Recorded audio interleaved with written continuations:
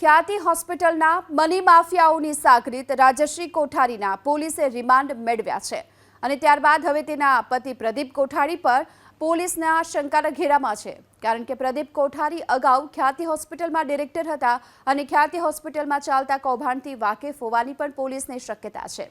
એવામાં હવે crime branch Pradeep કોઠારીની પણ પૂછપરછ કરી શકે છે। આ સાથે જ રાજશ્રી કોઠારીને ભગાડવામાં મદદગારીના ગુનામાં પણ પતિ પ્રદીપ કોઠારી સામે કાર્યવાહી થઈ શકે છે। પ્રદીપ કોઠારીના રાજીનામા બાદ રાજશ્રી કોઠારી 3.7% ભાગીદાર બન્યાનું ક્રાઇમ બ્રાન્ચની તપાસમાં પણ ખુલ્યું। એવામાં ગુનો નોંધાયા બાદ રાજશ્રી કોઠારીને ભગાડવામાં પણ પતિએ મદદ કરી હતી અને તેણે પુરાવાનો નાશ કરવામાં પણ શંકાસ્પદ ભૂમિકા ભજવી હોવાની શક્યતા છે। જો કે આ તરફ રાજશ્રી કોઠારીની પૂછપરછ કરતા તેને મદદગારી કરનારા લોકો અંગેની માહિતી પોલીસને આપી છે।